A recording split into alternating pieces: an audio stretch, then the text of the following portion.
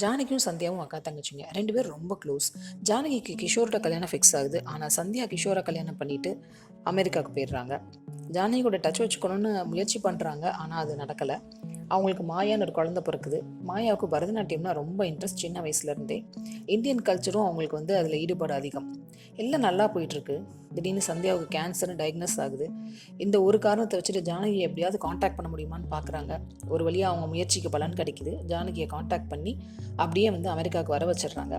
சாவோட விளிம்பில் இருக்கிற சந்தியா அக்கா ஜானகியை பார்த்த சந்தோஷத்தில் அவங்க மடியிலேயே உயிரை விட்டுறாங்க. ஜானகி மாயாவை அவங்க கூட இந்தியாவுக்கு கூப்பிட்டு வந்துடுறாங்க. ஜானகிக்கும் கல்யாணம் ஆகி அவங்களுக்கு தனலட்சுமின்னு ஒரு பொண்ணு இருக்காங்க. ஜானகியோட ஹஸ்பண்ட் ரகுராமுக்கு மாயாவை பிடிக்கல. அப்புறம் கொஞ்சம் கொஞ்சமாக அவங்க கூட ஒரு அட்டாச்மெண்ட் வருது அவருக்கு.